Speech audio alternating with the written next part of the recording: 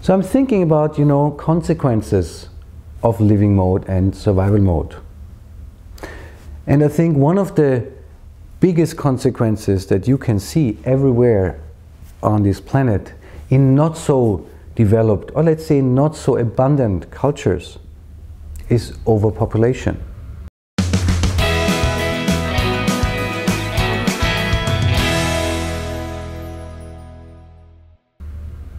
What is the reason for overpopulation on this planet? I think there's one very, very simple reason, and that's precaution for old age. In countries that are not so developed, people, get children, more and more. There are families with 3 and 5 and 10 children, and I think the only reason, and generally speaking, the only reason for having so many children is the fear of being left alone when you're old. Because if you're in a survival society, that means everyone against each other.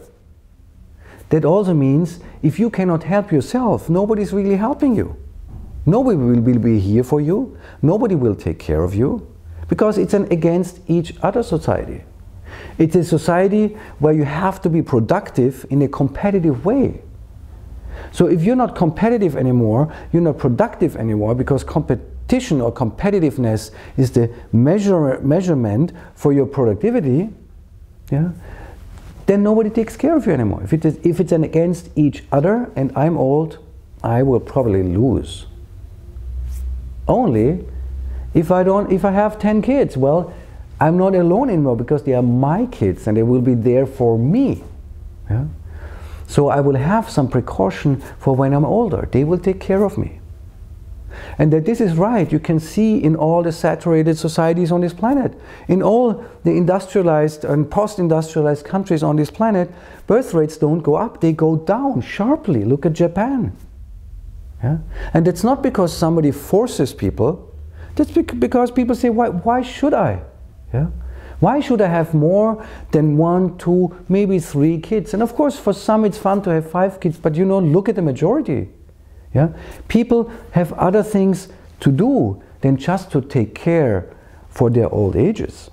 People want to, they want to study, they want to learn, they want to be productive in the jobs they like, they want to, create themselves or recreate themselves in every moment. They want to say, this is who I am and this is who I want to be. They want to maybe approach their lives with more passion. And yes, of course, there is passion for kids. But I'm a man, but I think, or I don't think that it's so much fun for most women to give birth to, 10 kids. Or I think it's so much fun for most women to love 10 kids at the same time. Here in Europe, when our families had 5+ kids, that was 150 years ago, and it was the same reason, because the farmers needed people who helped them on their farms, and the farmers needed, children who took care of them when they were old. That was the same reason here, and as these reasons changed, overpopulation changed. And we also have to question our thoughts about growth, outside growth, because if we are not afraid of what might happen with us in future times, especially when we're old, who might pay our rents, who might be there for us, who might pay social security systems when we get sick and old, we don't need to grow. Because in a society that is not against each other, but in a society that is with each other, which means that is in living mode, I'm not alone when I'm old, because I'm with each and every one other. And that makes a big difference, because it makes the difference inside of us. It makes the difference in how we see life. In a society where I'm not only productive in a competitive way, which of course, when I'm old, I'm not as productive anymore, at least physically. When I'm only productive when I'm fast and strong and all that, which is survival mode. What would be the contrary in a society that operates in a living mode? Maybe wisdom is a category that counts there. maybe experience in life, yeah, on an emotional, yeah, on an internal level, means something in these societies. Again, look at many very old, probably, or for example, indigenous societies. In all these cultures, yeah, the elders were valued very high, not because they could carry so much wood as the young ones could, but because, you know, their basket holding life was so much bigger than the basket of the younger ones, because they have had so many more experiences, the elders. They have been so much more often happy, and so much more often sad, and so much more often jealous, and so much more often, you know, joyful or disappointed. They know so much more about trust, about all the things that create our togetherness.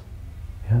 No 20-year-old can beat an 80-year-old in his knowledge, which I would call wisdom, about relations or relationships, about how we create life, about the ingredients, the emotional ingredients of life.